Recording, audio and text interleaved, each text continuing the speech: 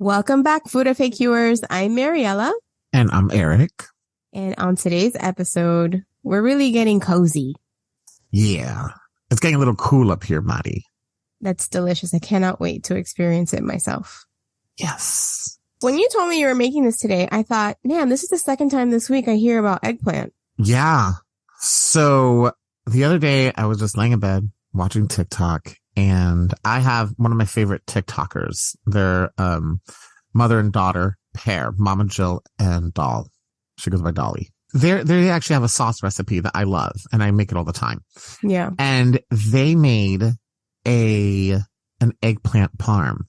And the weather's getting a little bit cooler, so I'm using my oven now. Mm-hmm. It like lingered in my head for like 3 days. I don't actually really crave something like eggplant parm, but for some reason the way this was made, Mm-hmm. it was fucking delicious. It got you going, big day. No, it really did. Like last night, Ryan and I had some friends in town and we went out for Korean barbecue, and part of me in my head was just like, God, I'd really rather have eggplant parm. But the Korean barbecue was really good too, so it doesn't matter. But so today I woke up and I said, it's a Sunday, so I'm going to make a sauce today. So therefore I'm going to do eggplant parm. And just so you know, this recipe is like a labor of love. It takes quite a bit. This is not Yeah. a Set it and simple forget it. food FAQ type thing that we do sometimes. This is definitely something, it's easy to do, but it's something that's going to take time. So this is really like a weekend type of recipe. It's like a project, and we're getting you ready early so that you can gather all your materials and get it going for the weekend. Exactly. First thing we got to do is you want to get your sauce started. So the sauce takes about 3 hours because you're going to let it simmer for a couple hours. It is, but it's really good. So what I do is you can just get 3 of the big cans of the crushed tomatoes.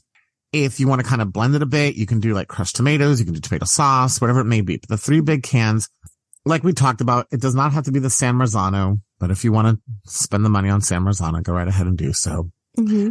You're going to get your 3 big cans and get yourself a big pot, chop up 1 yellow onion and about 2 teaspoons of garlic. I do pre-minced garlic. I don't chop my garlic. It's just makes life easier. Throw it in the big pot with olive oil. Let that get simmering, like, Fragrant. delicious. And then I use dried basil and dried oregano, and I just basil and oregano the shit out of it. And I use some coarse The sea shit salt in is there. a unit of measure that we use here. That's exactly what it is. At It's like FoodFAQ. you just measure until your heart knows that it's done. And I got some coarse sea salt. Be careful with the sea salt, and we'll get to that in a minute, why you want to be careful with it. And some ground black pepper, and I put it in there and just sauteed it all together. And I threw those 3 big cans of the crushed tomatoes in there, and about 2 tablespoons of tomato paste. And I got that simmering, and then this is where it gets fatty and delicious. I did make a lot of sauce. Now, I did make a lot of sauce on purpose because I am going to use sauce later on this week. So the recipe did not end up using all the sauce, so you can scale it back. Then we throw a block of cream cheese in there, a tablespoon of sugar. Yeah. And I actually did something different to this week. I put just like 2 pinches of baking soda into the sauce also, and it really takes down the acidity of the baking soda. The sugar does add a little sweetness to it, and I like that. Yeah. But this really, if you don't like the sweetness, use the baking soda. It did very quickly take down the acidity of the tomatoes. Interesting. And then a couple of splashes of heavy cream. And then again, we season the hell out of it again. So wait a minute. I thought you added the cream cheese at the end. So you do it at the beginning? Yeah, do it all in the beginning. Oh shit. And then you simmer for that long? Yep. And it doesn't curdle or anything. Nope. That's interesting. And you just let it simmer. And again, re-season the hell out of it because now we've added. Taste your food. Yeah, taste it. Re-season it. You're going to need to. And honestly, just let it go to simmer for a couple hours. Stir it every so often. Let it go to simmer. Okay. So, after about 2.5 hours, I took 3 big, beautiful eggplants and rinsed them off. And I just sliced them long ways. About a half an inch, maybe. Yeah. You could go as high as an inch, but I like a little bit thinner. Me too. So I went ahead and sliced them and I put them aside. And then I just took 2 bowls, cracked a couple eggs in one bowl, beat it. And then I went ahead and put my Italian breadcrumbs on another bowl. So now I have my stations all set up. Then what I do is I take the eggplants and I salted them.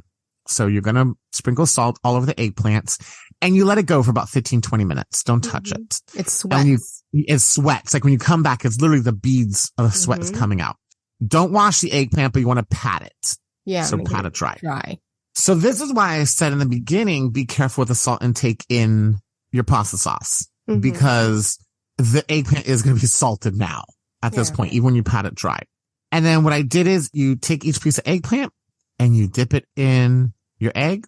You dip it in your breadcrumbs and then you put it in a pan of olive oil and you let it get all crispy. Don't cook it all the way though.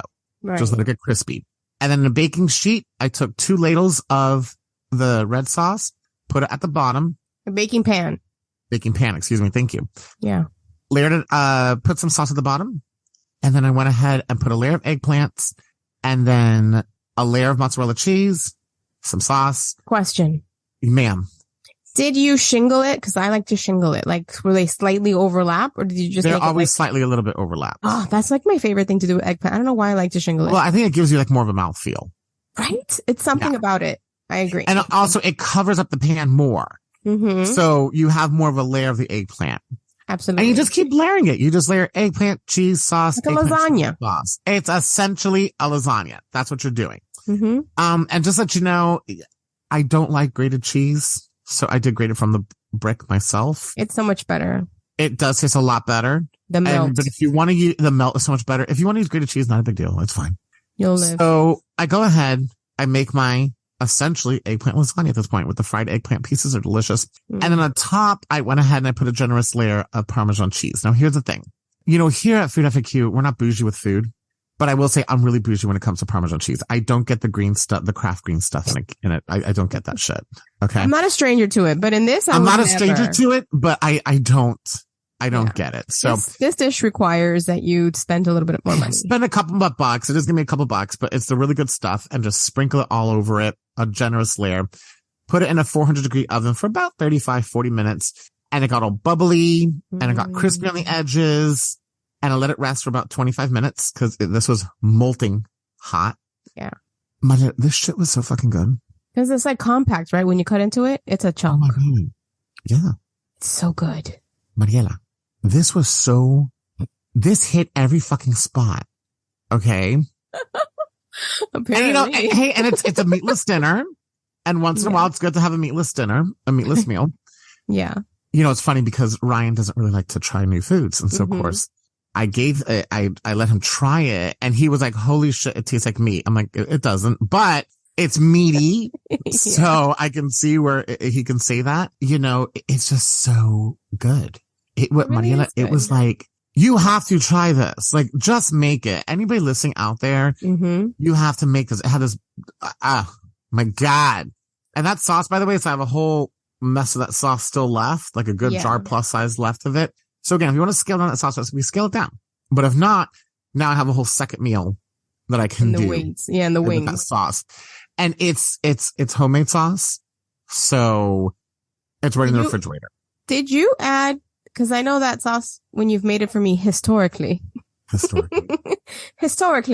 has zucchini and all this other stuff in it. Yeah, I did not add that to this. So good, yes, that sauce does historically have mushrooms and zucchini in it and things like that. I did not add it to this. And good. I think when I saw the original TikTok about it, I think the reason why I wasn't added to this is because it's going on eggplant.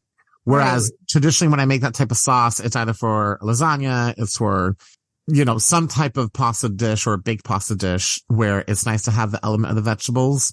And in all honesty, when I've made that sauce in the past, I made the vegetables chunky because I like the vegetables chunky. But you're supposed to actually very fine, chop it up. And it's supposed to come together with like the onions and stuff like that. I have a love-hate relationship with zucchini and I absolutely hate mushrooms. So, but the sauce itself, like the sauce part is really delicious. You used to love mushrooms when we were young. I did in the 90s when everybody you put a mushroom. Remember, I'll never forget one time I will never forget. We must have been in high school and we went to the Cheesecake Factory. You know, because we were very adult. We were very excited to go on our own.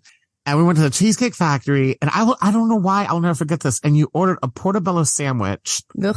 And you took a bite out of it and you were very upset with this portobello sandwich that you ordered.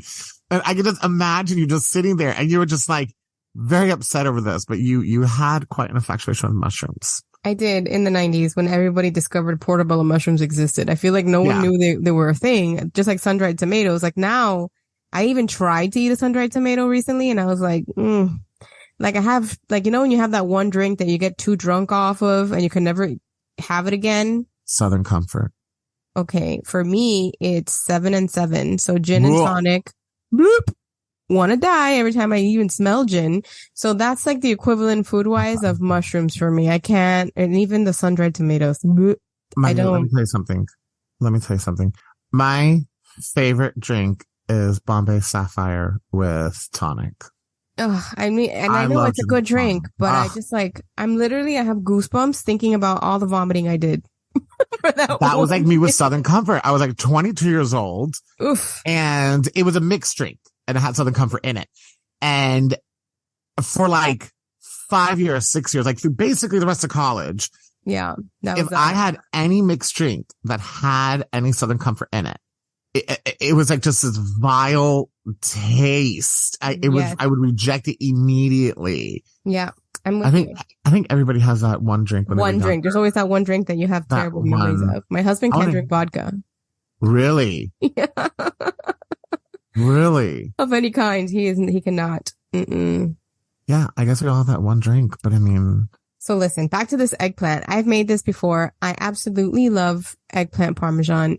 And the only thing I do differently is when I bread, which is something that I do, you know, we got to talk about my chicken cutlets. This is something you make the best chicken cutlets, period. Yeah, we got to talk about those. So what I do is first I put, my breading station consists of 3 parts: flour, egg, panko generally. I don't really use Italian breadcrumbs, but I always put it in the flour first, then in the egg, and then in the breadcrumbs because I find like it adheres better. So when I make eggplant, I do the exact same thing. But I imagine that it's probably not as necessary, but it's just like a force of habit for me. So, you know, when I was making this, and I thought about that when I was making this, if I was making like an actual eggplant parmesan, which was with like an actual eggplant parm, which was like, you know, a big, you know, couple pieces of eggplant that had been panade fried really nice and crispy, and then maybe some sauce poured on top of it. Right. And that's about it. Like on a sheet pan. On a sheet pan. Exactly. I would have done something like that. But because I figured this was layered, it's going to mush a bit anyways. Yeah. So the process, because I did think about that, because this was not traditionally the normal way I would fry something. Mm-hmm. The other thing that I would change about this is I use olive oil to fry these in. And there's a lot of eggplant to fry. So you're changing out the oil quite a bit because olive oil has that really low smoke point. My smoke detectors went off twice. Well, yeah, they go off for everything. But you can like fart and they fucking go off. One time I was making cutlets at your house and I had a cushion in one hand and my tongs in the other. I could waft away the scent from the smoke detector as I turned the cutlets over. Yeah, that shit goes off for everything. Yeah. So I would maybe use a different oil to fry in next time. Yeah. I would use a different oil, but I am an olive oil fanatic. I love it too. It's so I love good. extra virgin olive oil with everything. Me too. So I used up all my Trader Joe's olive oil, just to let you know. Holy Hannah, you need to go back. I need to go back. It was a half full bottle. That means I used like something like fucking like 16 ounces to get this shit fried. But, oh, by the way, when you do fry this, I totally forgot about this. When you fry this, when you're done frying those eggplant cutlets, let it dry on a paper towel before you layer up this eggplant parm, because if not, you're going to end up with a big oily mess. True. So dry them. I totally forgot to say that. Drain them on paper towels, because those paper towels were soaked afterwards. It would have been just a nasty, oily mess. This shit was so fucking good. Like, I can't stop talking about this. Like, well, I'm excited. I can't wait to come home from work tomorrow so I can have leftover. Yum. And it's going to be better tomorrow. Yeah. It's going to really tomorrow. Like luxuriate in its yumminess. I like to use marinate. Well, you know, I like to use words. Or marry. Or marry together. And this honestly was a meal on its own. You don't need I didn't need any bread with it. I didn't need anything like that. You can serve it with a nice side salad if you want to get some greens in there. Fuck that. It's already a vegetable, guys. Just, you know what? Fuck it. Oh my God, it is a vegetable. Yeah, you didn't think it's about it. So good. You don't even remember this. The bad part is covered up. I mean, it's a fried vegetable, so you don't really think about that. But I mean, I love a good fried vegetable. Don't get me wrong. Do you like okra? I love okra, and I grew up eating it. My mom used to make like a stew, and I have very fond memories of okra. Yeah, and I like it fried. I love fried okra. It doesn't scare me. It does. No, people don't like it because that slimy texture, that snotty texture, that doesn't bother me. Yeah, I love it. It's something I grew up eating. Had I not grown up eating it, I may be singing a different tune. But okay, wait a minute. I have a question. Hold on. This is like off topic here, but if you like okra and the slimy texture doesn't bother you, do you like raw oysters? I have eaten them. I have enjoyed them. One time I broke out in hives, and that kind of scared me off a little bit. But I do enjoy them. Yeah, I love raw oysters. Yeah. They're just it's a kind of, you're rolling the dice when you do eat them. You can get very sick. Unknowingly. Don't go to some weird little dark corner. I never did that. I had them at like a mainstream restaurant, but and I would eat them there all the time. Not a problem. One day, problem. Interesting. I mean, it's very, very rare that people, they're having cases where people have die. Yeah. But it's a very rare thing. Yeah, so I'm like, I don't know if I want to die for this. It's not that good. It's good, but it's not death good. No. Now this eggplant parm is... If it kills you, it's because the arteries are going to harden immediately, but it'll be worth it. You know what? Go with a fucking smile on your face, because that shit was delicious. I really, really want you to try this and tell me. It's a labor of love. And I think that's what I really want people to know. This is, there's no quick way around it. Now, I did think, all right, is there possibly a healthier option to do this? Because I was just frying this. I'm going to say no, because I don't want to.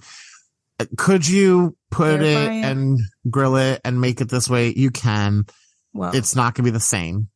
But there are healthier options. I'm part of this book club where we are part of it. You are in a distance part of a book club that we are in called The Longest Table. You guys can look it up on Instagram. And someone mentioned this kind of idea, the same idea. I'll link it in the show notes. It's like a healthier eggplant parm that doesn't require any breading. It's just like a layering of cheese and sauce and eggplant that really look delicious. Absolutely. Right. It's good. But if you really want to get down and dirty and warm and have a nice cozy meal, this is delicious, and you'll have leftovers and you can invite a friend. Is it really that bad for you? It's fried, Eric, and covered in cheese. Listen, you can think whatever you want. You know what? No one gives a shit. Listen, enjoy it. How often do you eat delicious. This kind of thing? Never. I never made something like this. Yeah. So you guys listen. And if you want to take a shortcut on the sauce, no one's judging you. We're not watching. You can do what you want. Grab a jarred sauce and spend your time frying them up if you want. Right. You decide how you want to spend your time. I only did the sauce like this because it was a Sunday. Absolutely. And I had the time to do it. If I would have do something like this and this is a Wednesday, no, absolutely not. I would have used a jarred sauce and doctored up a jarred sauce. I will say though, this recipe for sauce is freaking delicious. But if it was a weeknight, let me tell you, weeknights, I can't tell you how many times I use a jarred sauce for things. Absolutely. All the time. And they're good. I'm not gonna food shame anybody or food shame anybody's shortcut, because we all got shit to do. You know what I just thought of? I've never, you make this creamy pasta sauce. I've never doctored up red sauce with cream cheese. Have you?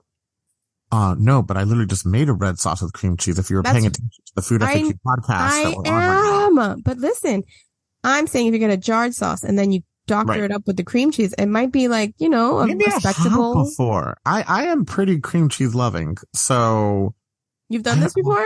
Maybe. I don't know. That sounds like something I would do. I don't know. I want to try that because I think that might be kind of fun. The cream cheese adds this really good element to the sauce. Honestly, it adds a luxury to it. And the big thing, and I think especially with this, because we're dealing with essentially just crushed tomatoes, there's nothing else to it. It pulls back that acidity. It cuts it from it. It cuts it a lot. I don't know about you, but sometimes if I eat things too acidic, I can get those little bumps in my mouth and stuff like that. No, that's herpes. No, I don't. No, what the fuck? That's not a herpes. It's for the love of God, Mariela. That the herpes on the outside, on the inside, it's a canker sore. Oh, Christ. Oh, yeah. This is a whole different, I think you need a doctor. You know what? I think you might need a doctor. You know when the doctor's office enough, okay? So...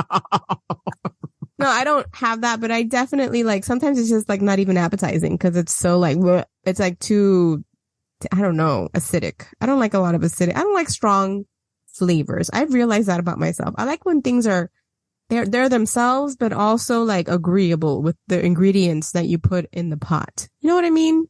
No, because I love strong flavors. You like, know? I don't know. I mean, look, my favorite cheese on earth is a blue cheese. I love blue cheese too. I'm not saying I don't like strong flavors. I like it when it's like palatable. I hate when things are like, bam. I don't know. Maybe I'm just getting older and more sensitive. You are getting older. That's a fact. You're such a bitch. I think, no, but I understand what you're saying when it comes to the acidity of the stuff. It's kind of, like I said, and a lot of things are super acidic. Oh man, we do sound fucking old. A lot of things that are super acidic don't really sit well with my stomach. Right. Exactly. I think it's like nauseating like the next day or something like that. I will say something about this recipe is when you eat it, you actually don't eat a lot of it because it is very, very filling. Rich. Yeah. It's extremely rich. So I almost want to serve it with a salad because I almost want to cut it, the richness of it. But, cause it took a whole block of mozzarella cheese. Yum. I could have used more. Know. Yeah, you could have used more than that. I could have used more to put more on the top, but you can't go wrong. You can always use more cheeses. Well, you know what you could do? You could like use a shred in between the layers and on top a nicer, like meltier. I've done that before. Mozzarella. And it's, it's so funny. A little shortcut like that does go a long way. Mm-hmm. Cause I've done that before, but this was just so good. Just to have, I always buy the block when I want to have shredded cheese.